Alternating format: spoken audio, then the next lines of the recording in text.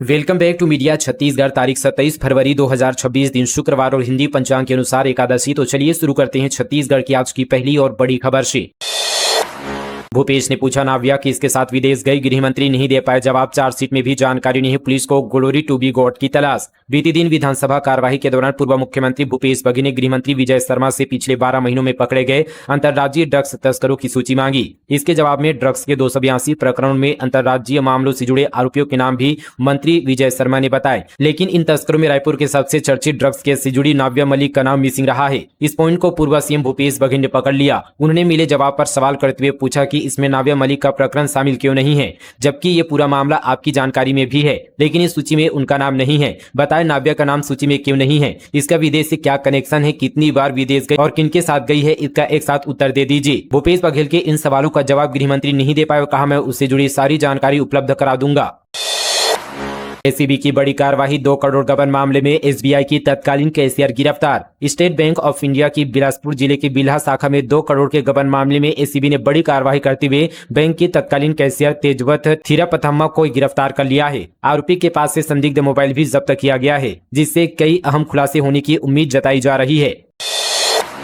होली से पहले दुर्ग पुलिस की क्राइम मीटिंग, हुड़दंग, स्टंटबाजों और 3 सवारी पर होगी पुलिस की नजर। संवेदनशील पॉइंट पर तैनात रहेगी पुलिस। होली पर्व को शांतिपूर्ण और सौहार्दपूर्ण ढंग से संपन्न कराने के लिए दुर्ग पुलिस ने तैयारियां तेज कर दी है। Police control room sector 6 Bhilai के वरिष्ठ पुलिस अधीक्षक विजय अग्रवाल ने जिले के सभी राजपत्रित अधिकारियों और थाना प्रभारियों की बैठक लेकर सख्त निर्देश दिए। एसएसपी ने निर्देश दिए कि प्रत्येक थाना क्षेत्र में शांति समिति की बैठक आयोजित कर आम लोगों को पहले से ही जरूरी समझाइश दिया जाए। पिछले वर्षों में होली के दौरान जहां जहां विवाद या घटनाएं हुई थी, उन स्थानों को चिन्हित कर वहां पर्याप्त पुलिस बल तैनात किया जाए। संवेदनशील बस्तियों, पॉश कॉलोनियों, भीड़ भाड़ वाले बाजारों और प्रमुख सड़कों पर फिक्स पिकेट लगाया जाए ताकि किसी भी स्थिति में तुरंत कार्रवाई किया जा सके। रायपुर पुलिस कमिश्नर का फरमान, कोतवाली शारदा चौक, एमजी सदर मालवी रोड में नहीं निकाल सकेंगे रैली, जुलूस या शोभा यात्रा। शहर के व्यस्त मार्गों में यातायात सुगम बनाने के साथ ही कानून व्यवस्था बनाए रखने पुलिस कमिश्नर ने भारतीय नागरिक सुरक्षा संहिता की धारा 163 का प्रयोग करते हुए शहर के व्यस्त मार्गों पर किसी भी प्रकार के धरना प्रदर्शन, रैली, जुलूस तथा जलसा पर रोक लगाने का आदेश जारी किया है।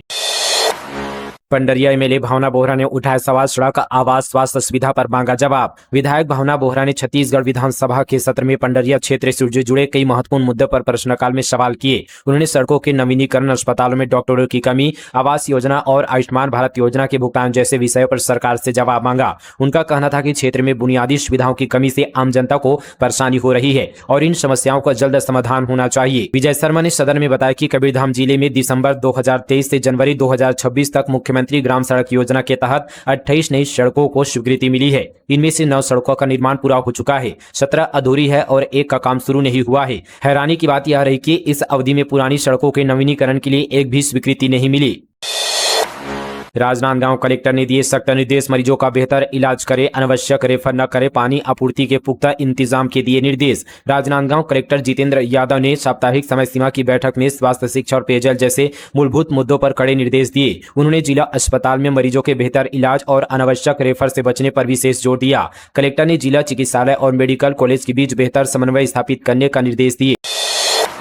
विधानसभा में कस्टोडियल डेथ पर हंगामा, 66 मामलों में 18 की मजिस्ट्रेट जांच पूरी, सत्ता विपक्ष आमने सामने। छत्तीसगढ़ विधानसभा के प्रश्नकाल में कस्टोडियल डेथ के मुद्दे पर जोरदार बहस और हंगामा देखने को मिला। उप मुख्यमंत्री एवं गृह मंत्री विजय शर्मा ने सदन को बताया कि राज्य में दर्ज 66 मामलों में से 18 प्रकरणों में राष्ट्रीय मानवाधिकार आयोग के दिशा निर्देशों के अनुरूप न्यायिक मजिस्ट्रेट जांच पूरी हो चुकी है, जबकि 48 मामलों में जांच जारी है। प्रश्नकाल के दौरान पूर्व मुख्यमंत्री भूपेश बघेल ने मृतकों के नाम और संबंधित जेलों की जानकारी उपलब्ध नहीं कराने पर आपत्ति जताई। उन्होंने पूछा कि क्या कवर्धा जेल में बंद पंकज साहू की कस्टोडियल डेथ इस सूची में शामिल है। साथ ही जीवन ठाकुर का मामला उठाते हुए कहा कि वे कांकेर जेल में बंद थे, लेकिन उनकी मृत्यु रायपुर में हुई है। क्या यह प्रकरण भी 66 मामलों में शामिल है?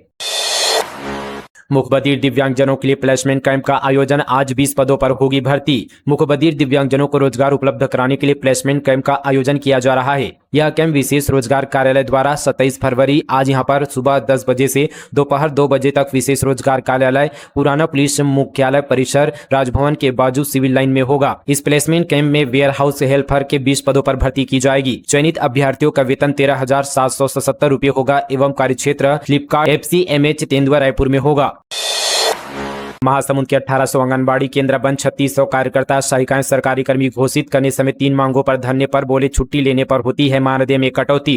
महासमुंद जिले के बागबहरा में आंगनबाड़ी कार्यकर्ता और सहायिकाएं अपनी 3 सूत्री मांगों को लेकर 2 दिवसीय धरने पर बैठ गई। इस हड़ताल के कारण जिले के 1800 आंगनबाड़ी केंद्रों पर ताला लटक गया। छत्तीसगढ़ जुझारू आंगनबाड़ी कार्यकर्ता सहायिका कल्याण संघ सहित संयुक्त मंच के बैनर तले जिले की कुल 3600 कार्यकर्ता और सहायिकाएं इस प्रदर्शन में शामिल है। उनकी प्रमुख मांगों में शासकीय कर्मचारी का दर्जा, मानदेय में वृद्धि और मूलभूत सुविधाओं का प्रावधान शामिल है। छत्तीसगढ़ तृतीय वर्ग कर्मचारी संघ के पदाधिकारी भी धरना स्थल पर पहुंचकर उनकी मांगों को जायज ठहराया। संघ के पदाधिकारी ने बताया कि सहायिकाओं को केंद्र सरकार से 2250 रुपए और कार्यकर्ताओं को 4500 रुपए मानदेय मिलता है। राज्य सरकार का अंश मिलाकर सहायिकाओं को कुल 5000 रुपए और कार्यकर्ताओं को 10,000 रुपए मिलते हैं।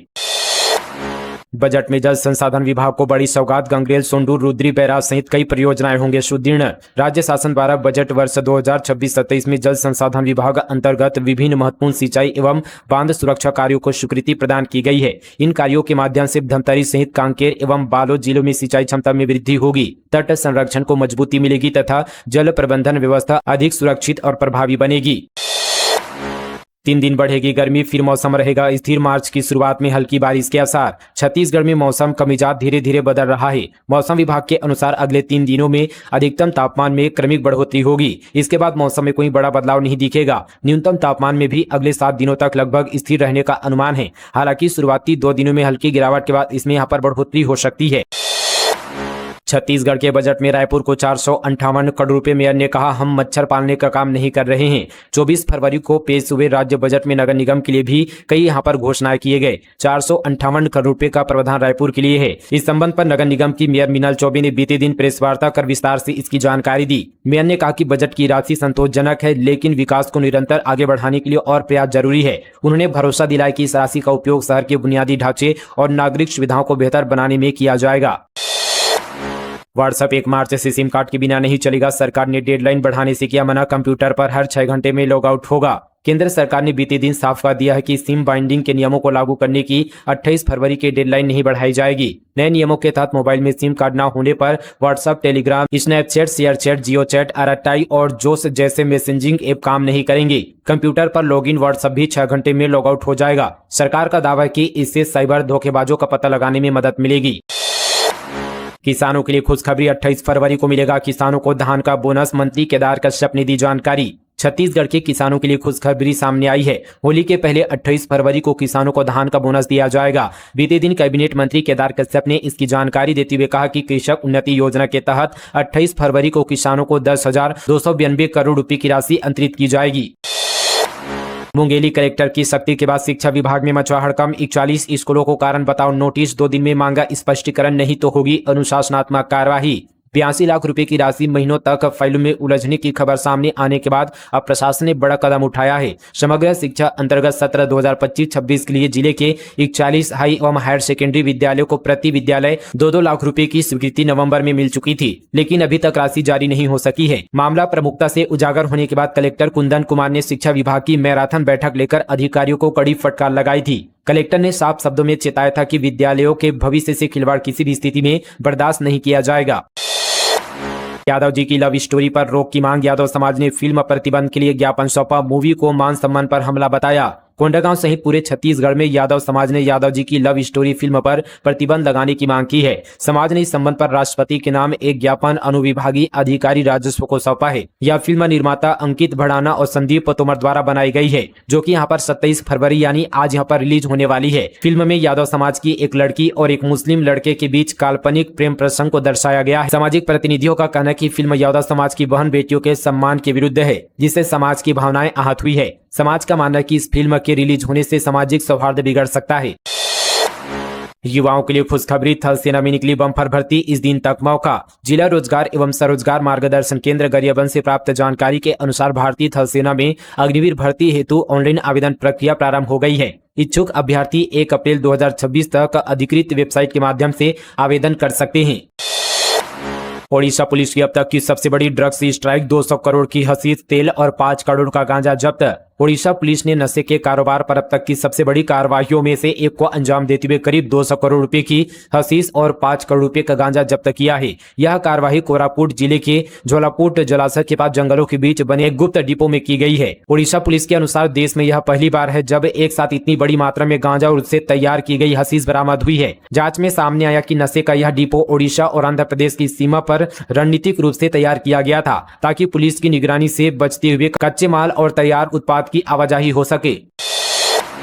होली से पहले निकाय कर्मियों को राहत 62 करोड़ 85 लाख रुपए जारी, वेतन मद में 51 करोड़ 71 लाख रुपए का आवंटन। छत्तीसगढ़ के नगरीय निकायों में कार्यरत कर्मचारियों को होली से पहले वेतन भुगतान सुनिश्चित करने के लिए राज्य सरकार ने चुंगी क्षतिपूर्ति मद से 62 करोड़ 85 लाख रुपए से अधिक की राशि जारी की है। नगरीय प्रशासन एवं विकास विभाग द्वारा जारी इस राशि में 51 करोड़ 71 लाख 21 हजार रुपए विशेष रूप से वेतन भुगतान के लिए दिए गए हैं, जबकि 11 करोड़ 14 लाख 38 हजार 492 रुपए नवीत मासिक चुंगी क्षतिपूर्ति के रूप में आवंटित किए गए हैं। रायगढ़ में हादसा, सगाई कार्यक्रम से लौटते समय पिकअप के खाई में गिरने से 4 की मौत, 10 घायल। सगाई कार्यक्रम से लौटने के दौरान ग्रामीणों से भरी पिकअप वाहन के खाई में गिरने से 4 लोगों की मौके पर मौत हो गई। वहीं 10 से अधिक लोग गंभीर रूप से घायल हुए हैं। गंभीर रूप से घायलों को स्थानीय अस्पताल में भर्ती कराया गया है। रायपुर का कुख्यात बदमाश देसी कट्टा के साथ गिरफ्तार, मर्डर आर्म्स एक्ट जैसे 31 केस का है आरोपी आदतन बदमाश संजू भी पकड़ाया। रायपुर के कालीबाड़ी नेहरू नगर में लंबे समय से सूखे नशे के अवैध कारोबार करने वाले आरोपियों को पुलिस ने गिरफ्तार किया है। इस कार्रवाई में मुख्य सरगना मुकेश बनिया और उसका भाई संजू गिरफ्तार हुए, जो लंबे समय से फरार थे। इलाके में डर का माहौल बनाए हुए थे। आरोपी के पास से देसी कट्टा भी बरामद किया गया है।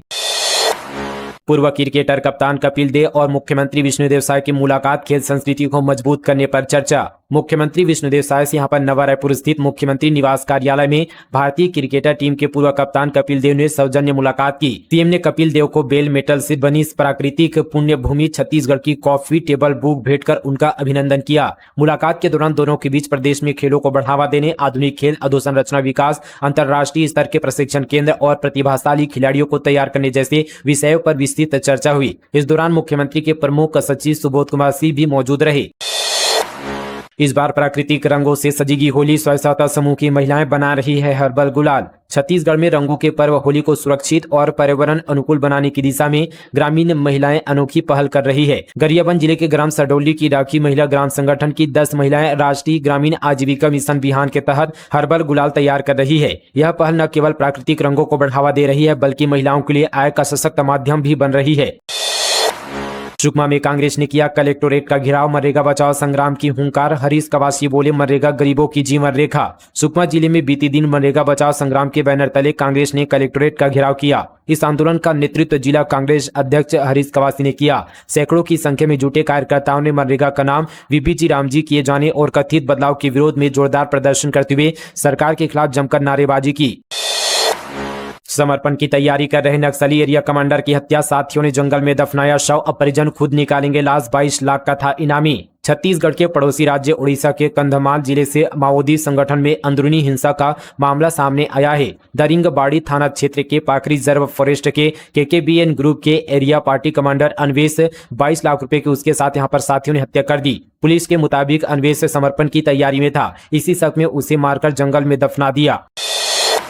बजट सत्र में नक्सल पुनर्वास पर सरकार का ब्यौरा, 2937 आत्मसमर्पण, 49 करोड़ 34 लाख रुपए इनामी राशि शेष। छत्तीसगढ़ विधानसभा के बजट सत्र के चौथे दिन सदन में नक्सलियों के आत्मसमर्पण और पुनर्वास नीति पर विस्तृत चर्चा की गई। प्रश्नकाल के दौरान कांग्रेस विधायक विक्रम मंडावी ने सरकार से पुनर्वास नीति, आत्मसमर्पण करने वाले नक्सलियों की संख्या और इनामी राशि के वितरण की स्थिति पर स्पष्ट जानकारी मांगी। जवाब में गृह मंत्री विजय शर्मा ने आंकड़ों के साथ स्थिति स्पष्ट की। उन्होंने बताया कि 9 फरवरी 2026 तक कुल 2937 नक्सलियों ने आत्मसमर्पण किया है, जिनमें 1496 इनामी नक्सली शामिल है। सरकार का दावा की यह संख्या राज्य में चलाए जा रहे आत्मसमर्पण अभियान की सफलता को दर्शाती है। माओवादियों का बड़ा विस्फोटक डम बरामद, आईटीबीपी और नारायणपुर पुलिस की बड़ी कामयाबी। छत्तीसगढ़ के नारायणपुर जिले में सुरक्षा बलों को बड़ी सफलता मिली है। 53वीं बटालियन आईटीबीपी और पुलिस बल ने संयुक्त एरिया डोमिनेशन पेट्रोलिंग ऑपरेशन चलाकर ग्राम मुराडी के जंगल पहाड़ी क्षेत्र से नक्सलियों का बड़ा डम बरामद किया गया है। बरामद सामग्री में भारी मात्रा में विस्फोटक, इम्प्रोवाइज्ड हथियार, रॉकेट लॉन्चर से मोर्टार सेल और मेडिकल सामग्री शामिल है। स्कूलों में वार्षिक परीक्षा की डेट जारी, 25 मार्च से 10 अप्रैल तक होंगे एग्जाम। डीपीआई ने सभी जिलों को जारी किया आदेश। स्कूलों में वार्षिक परीक्षा की डेट जारी कर दी गई है। डीपीआई ने इस संबंध पर सभी जिला शिक्षा अधिकारियों को आदेश जारी कर दिया है। आदेश के मुताबिक स्कूलों में वार्षिक परीक्षा 25 मार्च से शुरू होगी। सभी डीईओ को जारी आदेश में कहा गया कि पहली, दूसरी, तीसरी, चौथी, छठवीं, सातवीं, 9वीं और 11वीं परीक्षा 25 मार्च से लेकर 10 अप्रैल के बीच पूरा कराने की तैयारी करे। डीपीआई ने कहा कि ये तिथि किसी भी सूरत में बदली नहीं जानी चाहिए। फिलहाल दोस्तों, ये थी छत्तीसगढ़ की तमाम बड़ी खबरें मीडिया छत्तीसगढ़ पर। मिलते हैं और तमाम खबरों के साथ, तब तक के लिए जय हिंद, जय छत्तीसगढ़, जय जोहार।